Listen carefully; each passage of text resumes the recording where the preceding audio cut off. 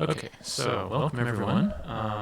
This is going to be week number 5, communicating with other hams, and it's going to be chapter 6. So today we're going to cover this chapter. Okay, so just to give you a quick introduction, my name is Adam, and I am a technician license class, call sign KC0QZS, and we are using this book, Ham Radio License Manual from the AARL. So this class is designed for you to follow along in the book. And I'm going to start here with 6.1 on page 6-1. So I'm going to go through some of the questions and overview about band plans. Okay, so a band plan is a set of frequencies and modes that are used for different license classes. So again, there's 3 license classes generally that are in use today: Technician, General, and Extra. And there was an earlier class that has been phased out that is still used as well, but the ones we're concerned about is Technician, General, and Extra. So with the Technician class license, you can have access to certain bands and modes and frequencies. And so the modes and the frequencies and band ranges that you're allowed is based on your license class, and that is called band plan.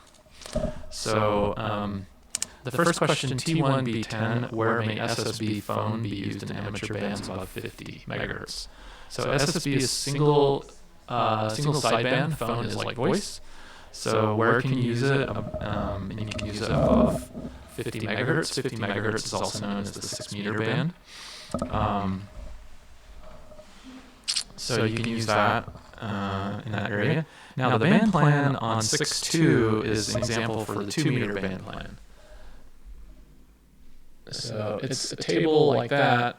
So if you look on 6.2, on table 6.1, page 6-2, it lists the band plan for the 2-meter. The 2-meter is 144 to 148 megahertz frequency range. So the beginning one is EME, that's Earth, Moon, Earth. CW, which is Morse code. So if you want to treat the moon as a satellite and try to bounce Morse code signals off the moon, you would go between 144 and 144.05. So in general CW and weak signals, so general Morse code and any other type of signal that's going to be very weak, 144.05 to 144.10. SSB is single sideband, 144.200 calling frequency. General operations, 144.3 to 144.5 is Oscar subband. Oscar is orbiting satellite carrying amateur radio. And so those are satellites that you can use with ham radio. So they operate on that frequency. And they have another subband, 145.8 to 146. There's also what's called the National Simplex calling frequency, 146.52. So that's kind of a generally accepted frequency nationwide. There's also repeater inputs and outputs, which we'll talk about a little bit later, but those frequencies are also listed in that table. So a band plan is kind of like a voluntary type of thing, but the FCC can get involved if you're doing consistent interference. So with ham radio, you're expected to kind of be courteous and operate flexibly, so you can change modes and frequencies at will. So the idea is we have a lot of flexibility as ham radio operators, and so they expect you to kind of live by the gentleman's agreement. So hey, we will operate on this mode in this particular frequency set, and if you consistently cause interference, the FCC could get involved. But they have what are called frequency coordinators. So for example, in Utah, there's a society called Utah VHF, Utah VHF Society. UtahVHFS.org is their website. And they list the band plan for Utah. Colorado has one. It used to be called CCARC, Colorado something, Amateur Radio Club or something. And they would coordinate frequencies across the state of Colorado. And so if you're neighboring states, it behooves you to contact the other frequency coordinators across other states to make sure you're not causing interference and coordinate as well. So They do coordinate between states sometimes as well, but so a band plan is designed to reduce interference and make it more enjoyable and ease of use of the frequencies for everyone. So the next question, T2A11 on 6-1, it says, what term describes an amateur station that is transmitting and receiving on the same frequency? So just pick a frequency like 146.52, that's the simplex one. You transmit and receive on the same frequency, that's called simplex. A duplex is just like in housing, it's two people, well, it's two sets of frequencies. Duplex is transmit on one frequency and receive on another. And it's called a positive offset if you transmit higher than you receive. If you transmit lower than you receive, it's called a negative offset. So I'll get into that in a little bit later. So there's HF bands, high frequency bands on 6-2. I'm going to go over some of those terms in here. The HF bands tend to be simpler because there are no repeaters except on the 10-meter band. On VHF and UHF bands, where repeater operation is common, the band plans show where repeaters listen as well as transmit. So there are what are called beacons, and beacons are just sending out like a blip or a Morse code thing, and it'll just transmit continuously. And the idea is you listen into a beacon, and if you can't hear the beacon, it means the band is not open, meaning there's a lot of interference due to sunspots, atmospheric conditions, or your antenna isn't tuned or something like that. So if you kind of want to know, hey, I'm going to try to talk to somebody on this frequency, you might tune in on a beacon and see if the beacon is working for you, if you can hear it.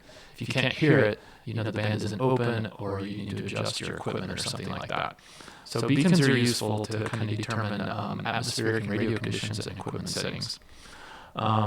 Weak signals are things like Morse code, single sideband or voice, and some digital modes. Every amateur band from 50 megahertz on up has frequencies allocated for Morse code and SSB, single sideband voice. There's also satellite, okay? So satellite uploads and downlinks.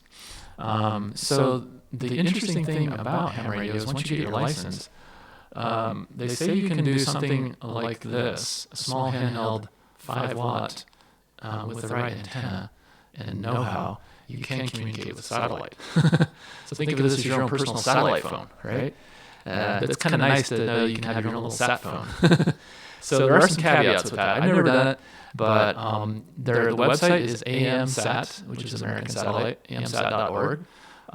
In the 1960s or so, or 70s, the ARL created a corporation called the American Satellite Corporation that was specifically designed to maintain, operate, and encourage ham radio use in satellite.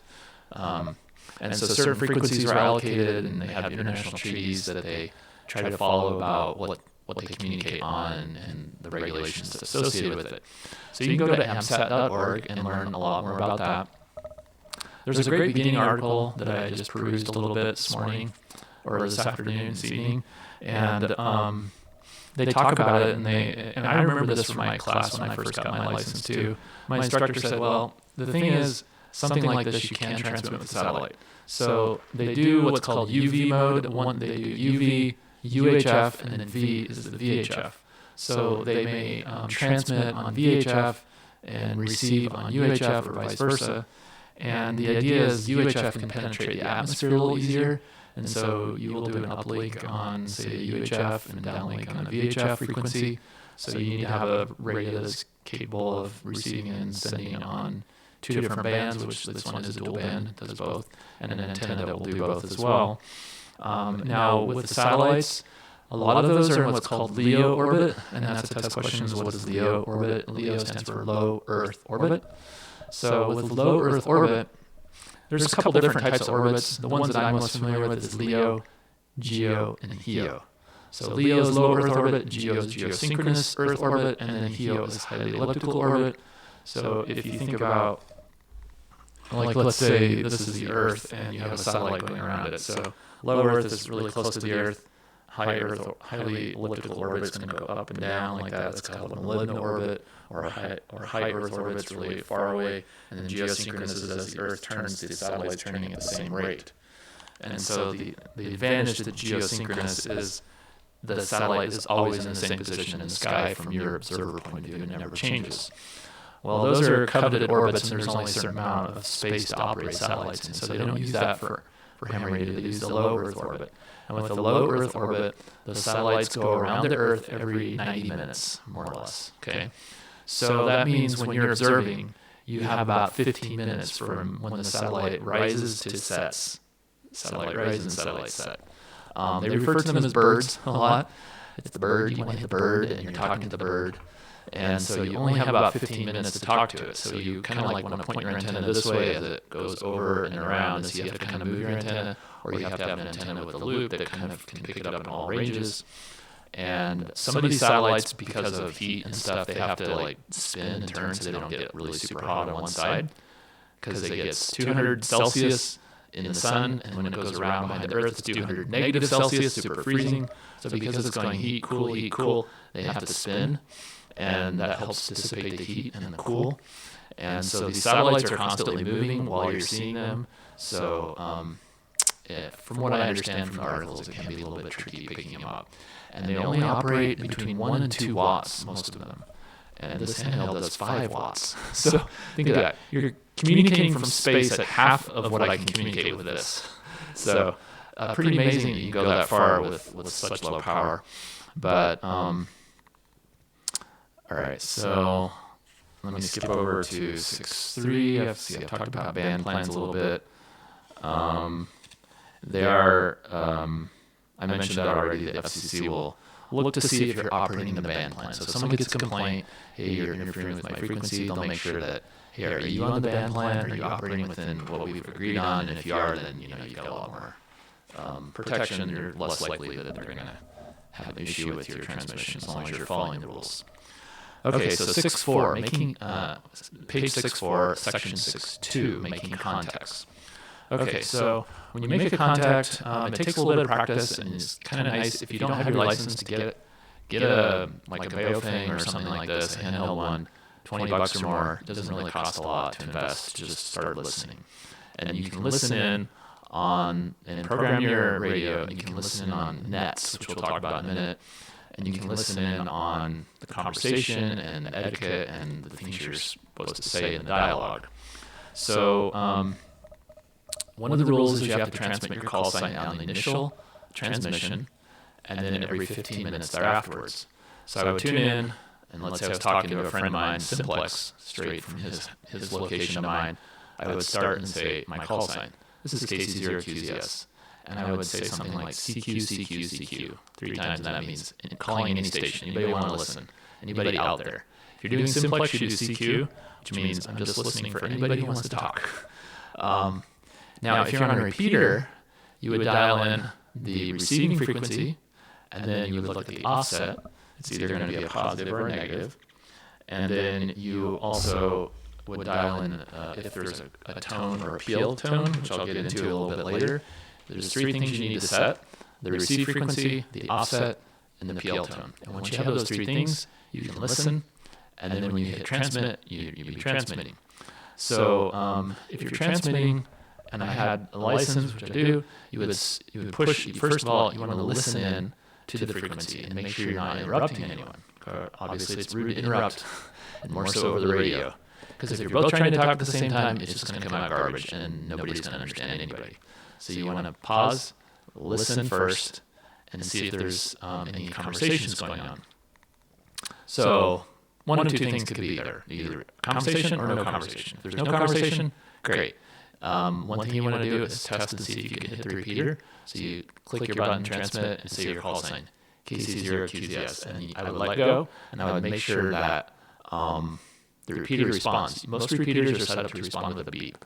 So instead of saying over all the time, you just hear doot, and it'll, if the repeater hasn't announced its call sign within the last 15 minutes or the last hour, when you say your call sign and you let go, it'll respond with either in a voice audible thing, this is the W1XQP repeater, or it may broadcast its repeater identification in Morse code, so you might hear a bunch of beeps.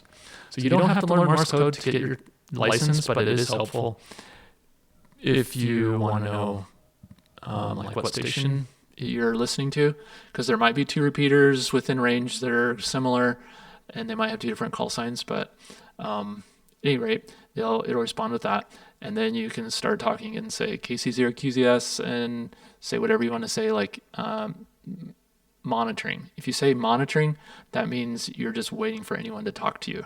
That's kind of the known jargon. So in T2A09, it says which of the following indicates that a station is listening on a repeater and looking for a contact. You use your call sign and you say monitoring, and that just means you're listening, and you're listening for somebody to talk to you. Or you can say CQ if you want, and most people know what that means. So then when you're talking from one person to another, you say your call sign, and then you say the other person's call sign. So let's say I was talking to my friend N0AH, also known as Noah. I would say KC0QZS N0AH and let go. And that means he knows, hey, if he's on that frequency, I'm trying to call him specifically. And then he would say N0AH, KC0QZS, go ahead, and he would talk, or I would talk, and you start your dialogue. So you do your call sign and the next call and the call sign you're trying to call. Let's see, the next question, T7B10 says, what might be a problem if you receive a report that your audio signal through an FM repeater is distorted or unintelligible? So that can be caused by a couple things. One is simply low battery. When you don't have a lot of power, it's not going to come out that great. So if your battery's running low, you might, if you have a handheld, if you're connected to a mobile, like a car or something, that's not going to be a problem because you're going to have constant power unless you turn your car off and you run your battery low. But the other reason is if you're talking too loud.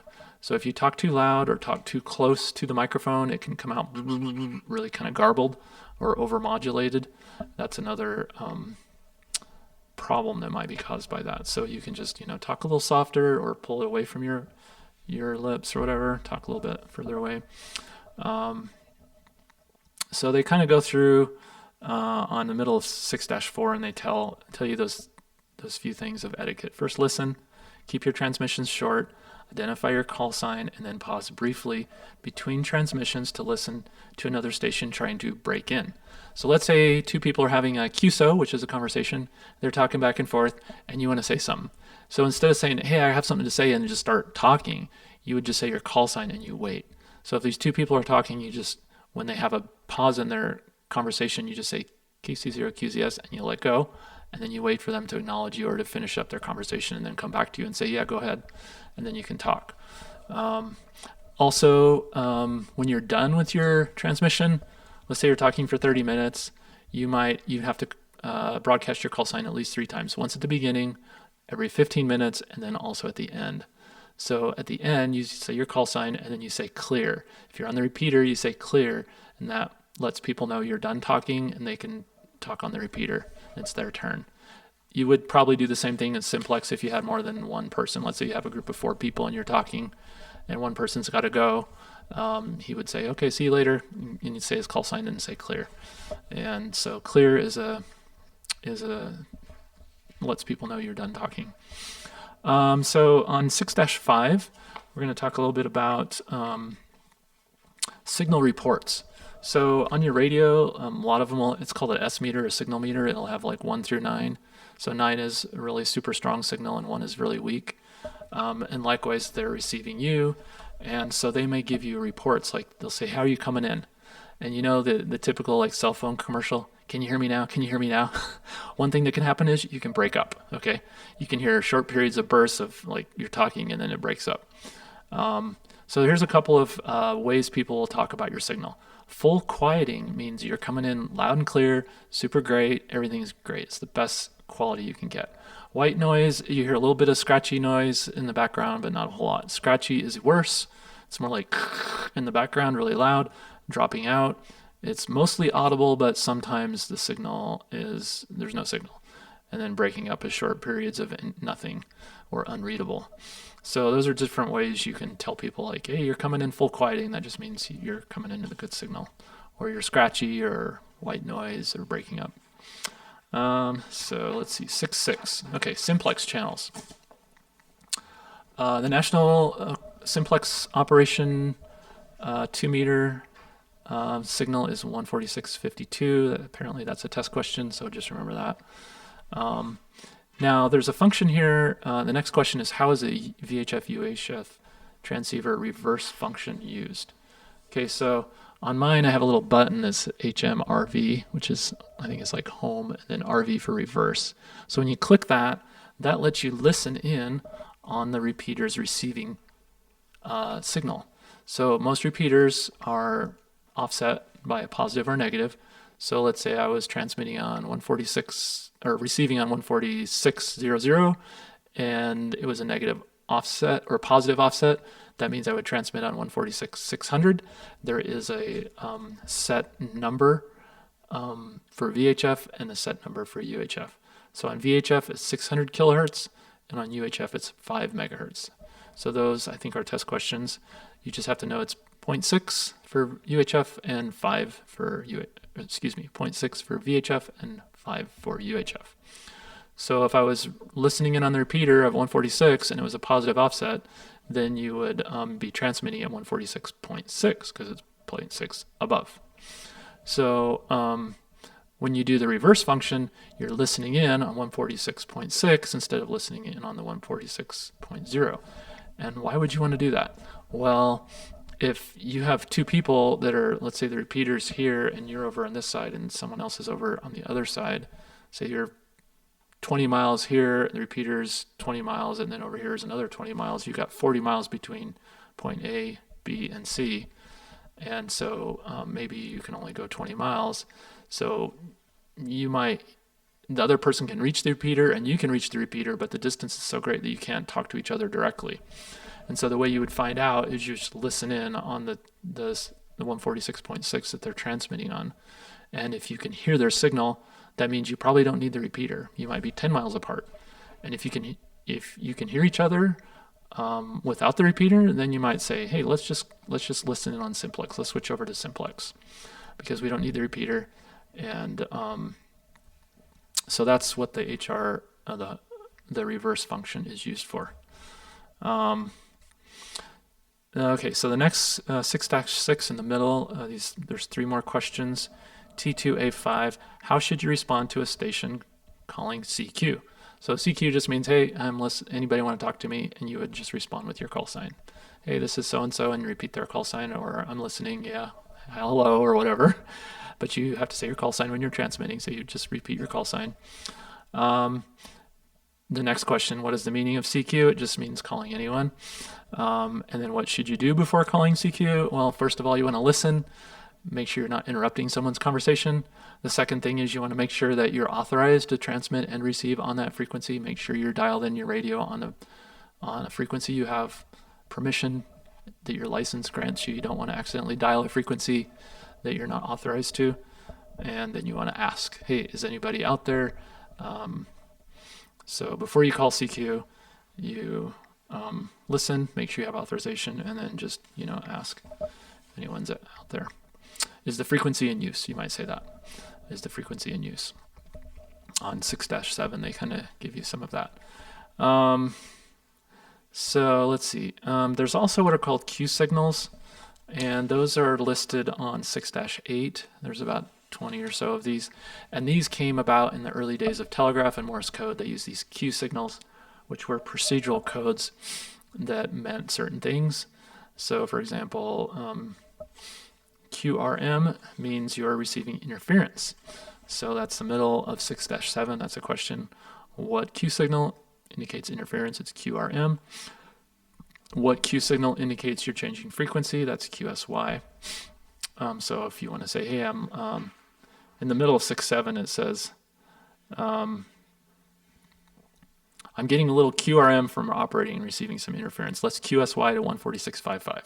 That means you're getting interference. Let's switch over frequencies. So I haven't really heard people say that, but apparently you can.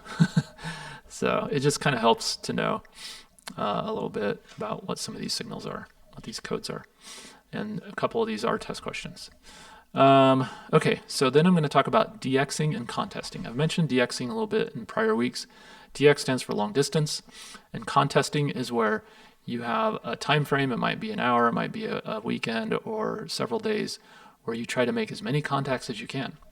So you get on a frequency, you tune in, you call CQ, and then you say, and you talk to somebody, and they respond with their signal, their call sign, and you tell them yours. You tell them your location, your signal strength, and then you've logged a contact. And then you go on and try to do another one.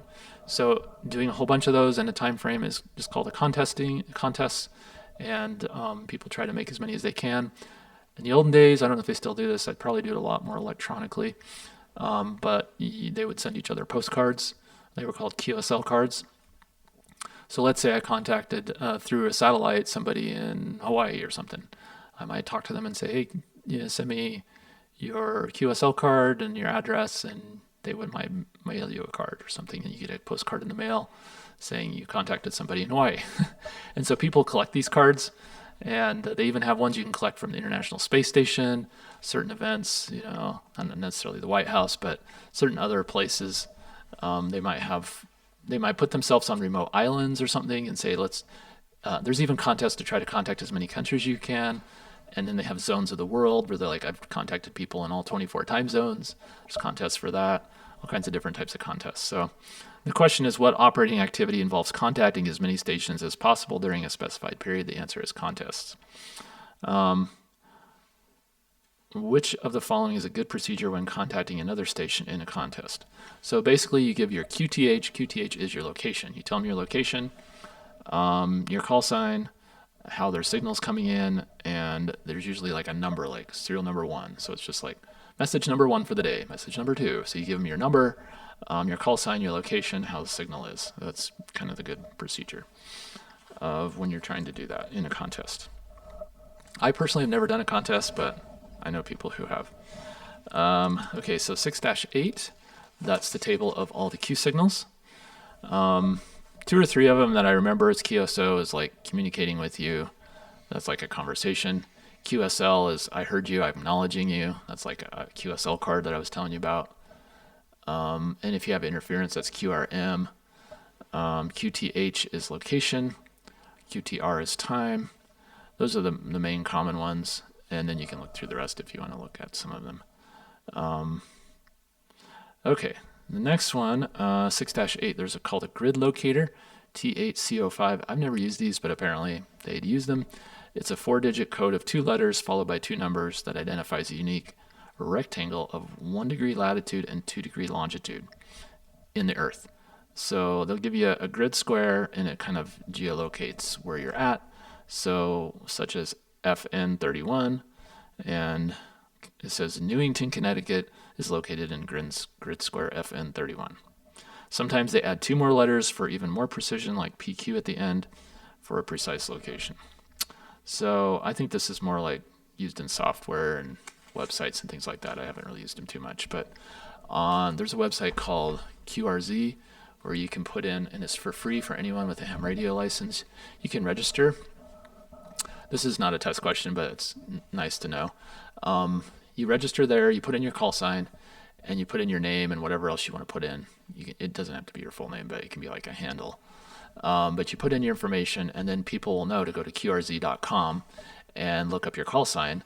And a lot of software and websites will use QRZ.com to find out and to integrate, like, who's this person, what country are they in, what time zone, and that sort of thing. Go ahead.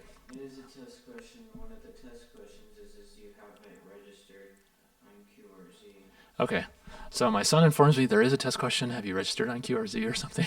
And you can't use it without doing that. So you have to register, and then you can use that, and it's optional, but it's nice to do. Also, I understand they give you like an email alias, so it's like your call sign at qrz.net or something.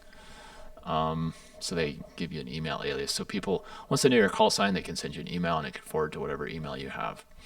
All right.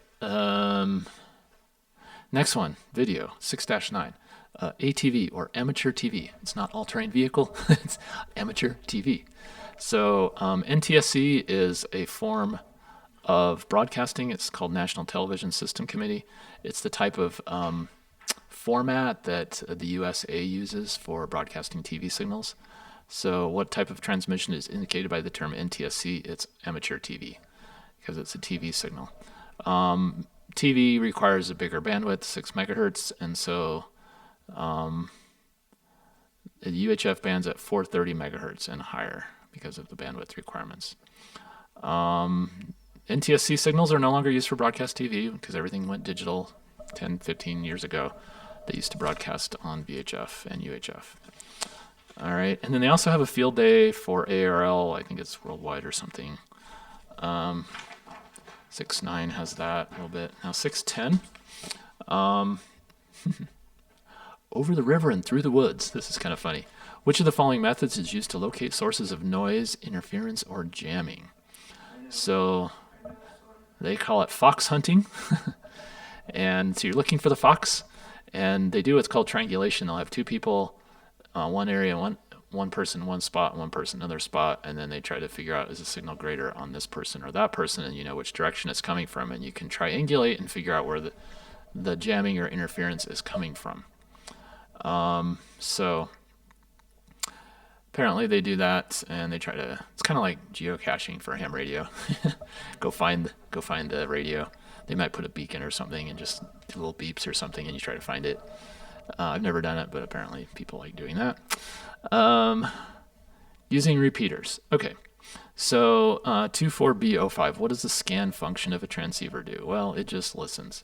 So I have a scan function on mine. It's F and the number 2 for scan, and it depends on what mode your radio's on before you push scan. So if I'm in VFO mode, variable frequency oscillator, which is just typing into frequency and listening, if I'm on VFO mode, it'll just start scanning from wherever I'm at and go up.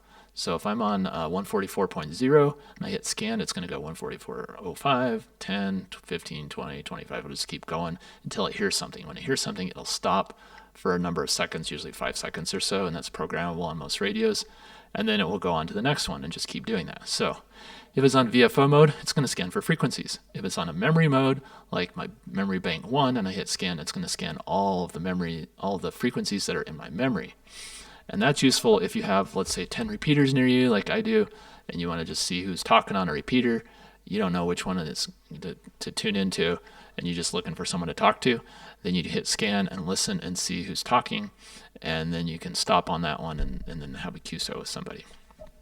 So scan function is useful. And then if you're in, like, let's say I'm in VFO mode, and if I hit band, it might go 144. I hit band again, it might go to the UHF mode, the 440 frequency. So then it will scan on the UHF frequency. So it depends on what band I'm in or what bank I'm in. And it's going to vary based on your radio, but that's generally how most of them operate. Repeaters broadcast an ID, which I mentioned. It can be audible, or it can be CW or Morse code sign. So they have to identify some way. Morse code is sufficient. On 611, here's an example of a repeater directory. Okay. Hey Palmer, can you get me the repeater directory over there on the table behind my radio? Anyway, there's a repeater directory. You can buy them. 2 ways to get them. You can buy a paper version if you want, but as soon as it's printed, it's probably out of date. Or you can get the electronic version. They have an app for that, of course. It's called RF Finder. There's other ones, but that's one I've used, and I think it's like a $10 a year subscription fee.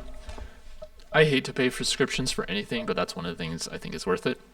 Here's the printed version. This is from 3 years ago, 2020. They do them once a year. They used to be really small, and now they're a little bit bigger. This is a national one, and also includes some of the U.S. territories. So the good thing about this is if you're traveling, and also in the case of emergency, let's say your battery died or something, or whatever kind of emergency you might have, you have paper is an option.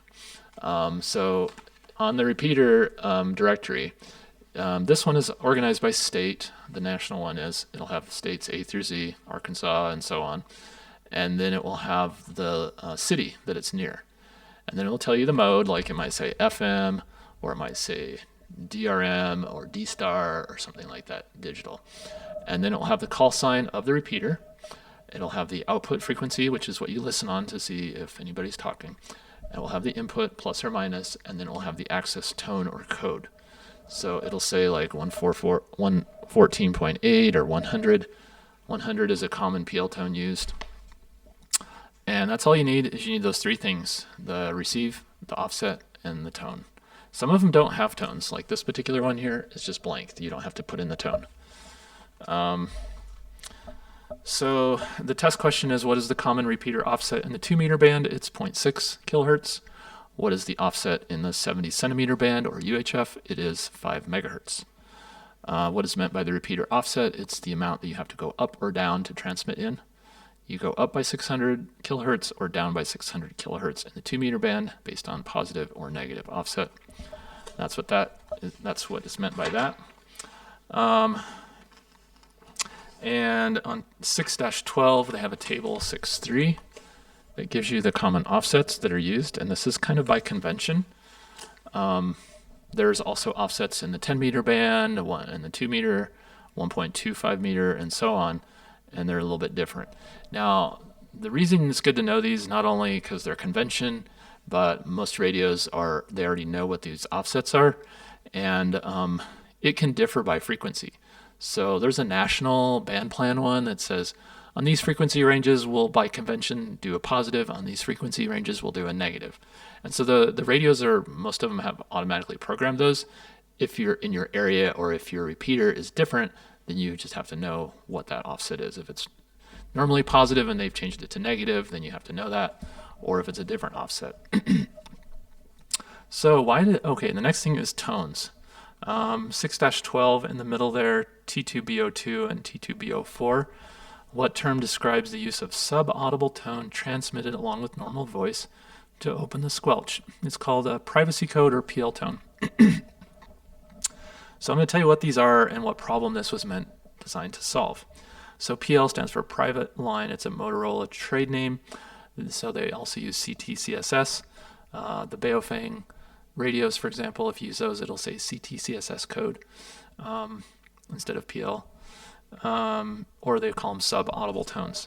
So the problem is, let's say you got two repeaters that are nearby and they're using a similar frequency, and let's say they're 50 miles apart or 100 miles apart.